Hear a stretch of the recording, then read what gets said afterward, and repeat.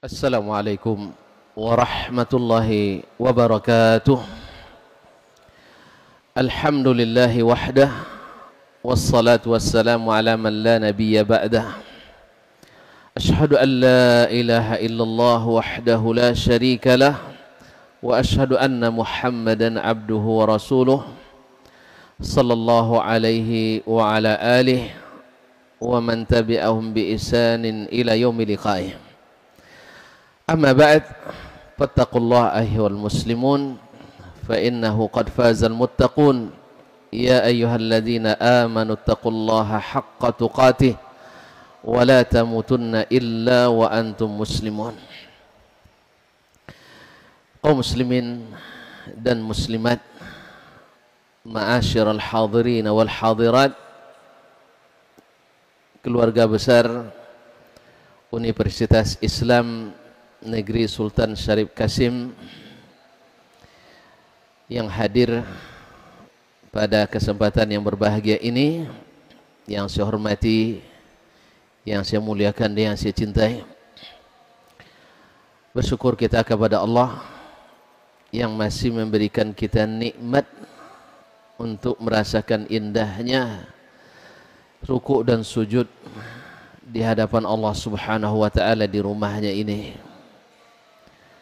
Karena di akhirat kita berharap untuk diberikan kesempatan satu kali rukuk saja, tapi tak ada lagi izin untuk kembali.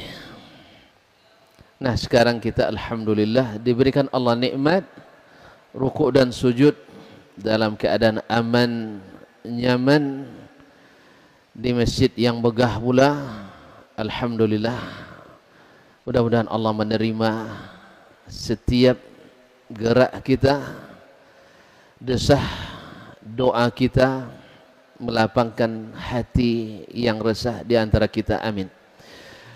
Salawat dan salam untuk Nabi kita, Nabi besar Muhammad sallallahu alaihi wasallam, yang mewasiatkan pada kesempatan terakhir menjelang beliau meninggalkan dunia, untuk dipegang erat-erat wasiatnya adalah as-salata wa ma malakat aimanukum. Jaga solat kalian, jaga solat kalian, jaga solat kalian, dan hamba-hamba sahaya yang kalian miliki. Semoga salawat dan salam kita senantiasa disampaikan kepada kekasih hati kita, dan semoga pula kita yang menjalankan wasiatnya ini Allah mudahkan berjumpa dengannya nanti ketika ditunggunya kita di tepi telaga, dan kita menikmati minum yang siapa minum pada telaga tersebut takkan haus dan haga selama-lamanya. Ikhwani wa akhwati fillah, para ulama sebelum mereka jadi ulama, mereka adalah murid-murid seperti kita. Mereka diberikan Allah kesempatan untuk berjihad, menuntut ilmu. Dan siapa yang benar-benar berjihad, Allah bukakan baginya jalan-jalan menuju kesuksesan, yang mana kesuksesan mereka bukan hanya dinikmati semasa hidupnya, tetapi sampai akhir masa pahalanya senantiasa mengalir dan menyertai, menambah saldo di dalam catatan amal salehnya.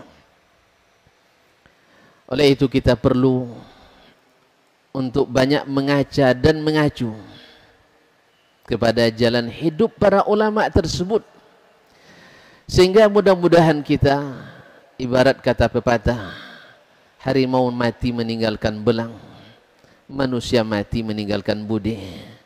Dan tidak ada budi baik yang lebih disebut-sebut melebihi ilmu yang dimanfaatkan. Semoga kita adalah orang yang meninggalkan kesan setelah kita menutup mata dan kita berharap masih ada setiap hari doa yang menyertai kita. Oleh itu, kaum muslimin dan muslimat yang dirahmati Allah Subhanahu wa taala, ketika mereka masih jadi murid, mereka adalah orang-orang yang memang layak untuk diikuti.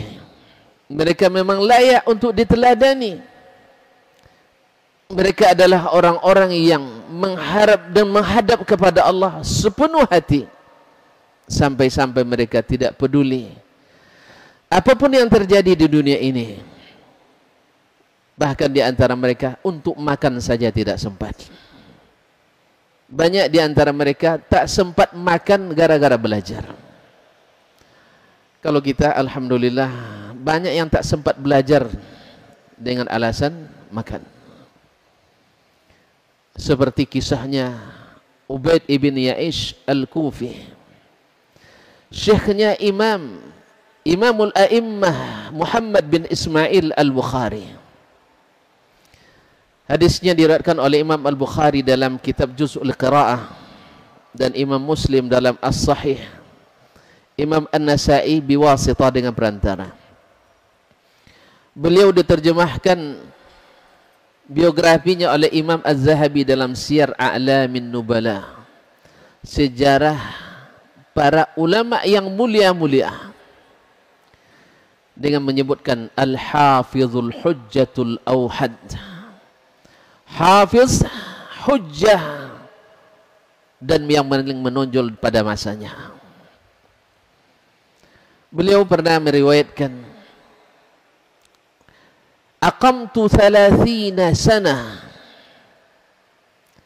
la at'amu biyadi fakanat ukhti tulaqimuni min ajli kitabatil hadis. Saya selama 30 tahun tak sempat makan menggunakan tangan saya di waktu malam. Tak pernah makan malam dengan tanganku, karena sibuk menuliskan hadis. Siapa yang memberikan dia makan? Kanat ukhti tulaqimuni, maka saudari perempuanku lah yang menyuapkan nasi ke mulutku. Sambil menulis, dia disuapkan makanan oleh saudarinya. Subhanallah. Kaum muslimin sedang jemaah yang dirahmati Allah Subhanahu wa taala. Jadi tidak ada cerita untuk berkongkow-kongkow. Apa kongkow? Atau memakan atau menghabiskan waktu di kafe, atau menghabiskan waktu dengan acara passion atau kontes-kontesan, atau olahraga dan sebagainya. Karena mereka ingin di akhir hayatnya didoakan oleh orang-orang yang memang berilmu pula, oleh orang yang memang menjadi ulama pula. Apalah artinya doa kalau datang dari seorang Ronaldo misalnya, atau doa dari Lionel Messi, atau dari Radamel Falcao misalnya, atau apa artinya? Atau doa daripada cheerleader misalnya, doa dari orang-orang yang tak pernah sujud dan ruku. Nama kita disanjung-sanjung untuk apa? Harum nama kita di sisi orang yang maksiat kerjanya untuk apa? Tapi yang kita harapkan adalah doa-doa orang yang setiap gerak langkahnya dicatat malaikat yang sebelah kanan. Doanya yang bila dipanjatkan menggetarkan arasy Ar-Rahman, terbuka pintu-pintu langit olehnya. Jadi mereka mengharapkan doa bukan sembarang doa. Mereka mengharapkan pujian bukan sembarang pujian. Mereka mengharapkan harum nama dan nama baik bukan sembarang harum dan nama baik, tetapi mengharapkan nama dari yang pemberi nama yang terbaik, dari Allah Subhanahu wa taala. Maka mereka demi menuliskan hadis, karena mereka paham man kharaja fi talabil ilmi fahuwa fi sabilillah. Siapa yang keluar menuntut ilmu, maka dihitung fi sabilillah, berjihad fi sabilillah. Mereka paham bahawa idza mata ibnu adam qata amaluhu illa min thalas. Bila mati seorang anak Adam, terputus pahalanya kecuali dari 3 perkara. Yang pertama, sedekah jariyah, bukan maksiat jariyah, bukan dosa jariyah. Berapa banyak kita membuat dosa jariyah, bagi contoh yang tidak baik diikuti orang setelah kita. Au ilmin yuntafa'u bih, atau ilmu yang dimanfaatkan, aw waladin salihin yad'ulah. Ini yang mereka cari. Mereka paham bahawa sesungguhnya man kana akhir kalamihi la ilaha illallah dakhala al-jannah. Siapa yang akhir perkataannya menutup mata adalah la ilaha illallah, masuk surga. Dan ini tidak didapatkan kecuali orang yang membiasakan diri mengucapkannya. Kaum muslimin sedang jemaah yang dirahmati Allah Subhanahu wa taala. Maka Ubaid ibn Ya'ish al-Kufi rahmatullahi alaih terpuji di masa hidupnya, terpuji setelah meninggalnya, dan setiap hadis yang dituliskan dengan tangannya diriwayatkan orang, maka orang-orang pun mengucapkan rahimahullahu ta'ala. Setiap sejarah hidupnya dibentangkan, orang berdetak kagum sambil memohon kepada Ar-Rahman rahimahullahu ta'ala. Kaum muslimin sedang jemaah yang dirahmati Allah, banyak contoh. Imam Abu Tahir As-Silafi rahmatullahi alaih, tidak ada negeri bagian timur satu pun kecuali beliau sudah jelajahi untuk mencari siapapun alim yang ada di tempat itu. Di Asbahan dia punya 2.000 orang, 600 orang guru, 2.000 laki-laki, 600 orang perempuan. Di Baghdad tercatat dalam Al-Masyikha Al-Baghdadiyah 1.214 orang. Dalam Mu'jamus Safar beliau tertulis 435 orang. Subhanallah, belum puas. Selesai bagian timur, beliau pun menuju ke bagian barat sampai ke Andalus. Tetapi sampai di Alexandria, Mesir, terikat oleh pernikahan seorang gadis di sana. Di Alexandria cintanya kandas. Kapalnya bertaut di situ, tetapi selesai menuntut ilmu tidak. Dia mengatakan walaupun tinggalnya di pantai yang indah, terindah se-Mesir, mungkin terindah se-Timur Tengah. Orang menggambarkan itu kutanya Mesir. Kalau kita kuta Bali, di sana ada kuta Mesir. Apa kata beliau? Ana munzu arba'ina sana atau 60 sana ma ra'aitu sahil al-Iskandariya illa min hazil kuwah, bil kaf, bukan bil qaf, min hazil kuwah. Saya tidak pernah sejak 60 tahun tinggal di sini tak pernah melihat indahnya pantai Al-Iskandariyah kecuali dari jendela rumahku ini. Allahu Akbar. Kaum muslimin sedang jemaah yang dirahmati Allah SWT. Siapa dia? Gurunya sudah ribuan orang. Kita alhamdulillah guru kita 0,1000 orang, tapi saya sudah menjadi alim yang bisa disejajarkan dengan Imam Al-Bukhari dan Muslim. Saya sudah menjadi kritikus yang bisa disejajarkan dengan Imam Ad-Daraqutni atau Ibnu Amdus. Saya sudah menjadi orang yang hebat seperti para ulama-ulama dulu yang hebat. Nas'alullah al-afiyah. Tidak puas menuntut ilmu. Sehat alhamdulillah. Umur 103 tahun beliau meninggal. Selepas salat fajar meninggal. Isya'nya setelah isya' masih mengajar. Tidak pakai kacamata. Giginya tak ada yang gugur. Menikah setelah umur 60 tahun. Ada yang mau menikah setelah umur 60 tahun? 16 tahun tak sabar lagi. Makanya saya menyerukan kepada para dosen yang belum cepat menikah supaya tak diikuti oleh para mahasiswa, dan kepada mahasiswa yang sudah ingin dekat-dekat dan lekat dengan lawan jenis segera urus SIM-nya. Dan saya juga berharap kepada pimpinan kita di sini, siapapun mahasiswa yang menikah, tolong beasiswanya ditambah, jangan justru diminta kembalikan. Ini aturan yang berlaku, saya lihat bermaterai 6.000.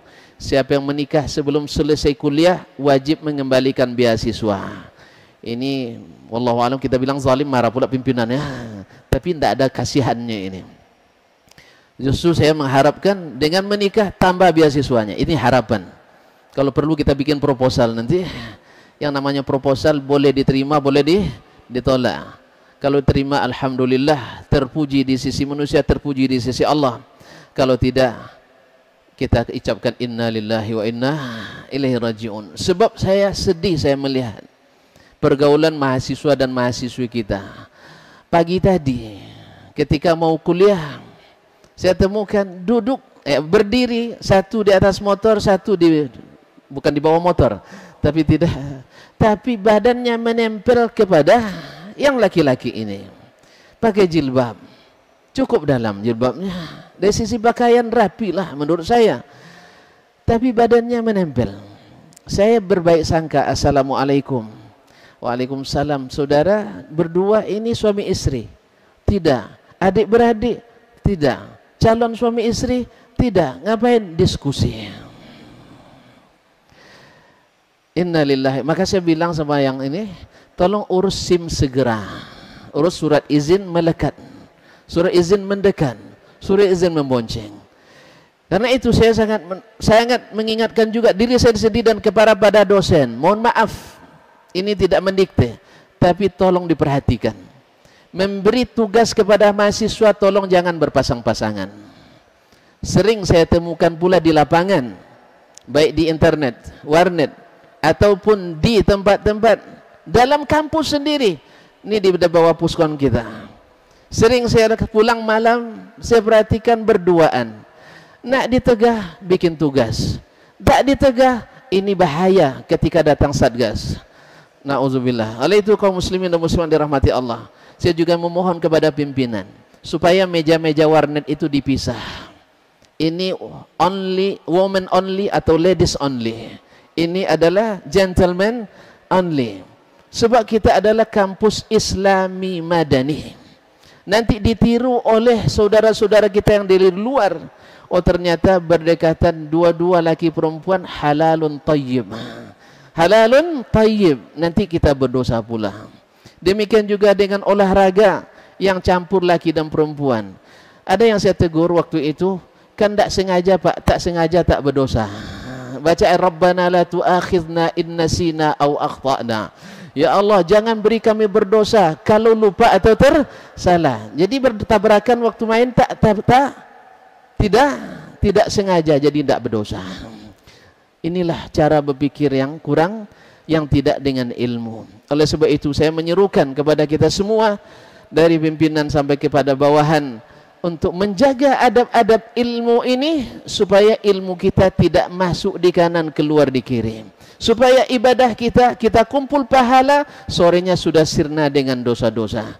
Akhirnya hadiah ilmu yang diharapkan berkah tidak kita lagi dapatkan. Lihat mereka di pantai Iskandaria tinggalnya, dan waktu itu pantai boleh dikatakan steril dari maksiat, tidak seperti zaman ini. Tapi beliau tidak ingin agamanya terjejaskan, ilmunya terlupakan, karena santai di pantai Iskandaria. Oleh itu kaum muslimin dan muslimat, kita memang hari ini lebih suka main daripada belajar. Kita hari ini lebih suka berpikir daripada mendalami dan menghafal. Tapi setidaknya janganlah kita merusak lingkungan kita ini dengan cara berbuat maksiat secara bersama-sama. Semoga Allah SWT memberikan kita ilmu yang bermanfaat dan dijauhkan dari segala amal yang mendatangkan mudarat. Wallahu ta'ala alam. Wa sallallahu ala nabiyyina Muhammadin wasallam. Mohon maaf dan terima kasih. Wa subhanakallahumma bihamdik, asyhadu an la ilaha illa anta, astaghfiruka wa atubu ilaik. Wassalamualaikum warahmatullahi wabarakatuh.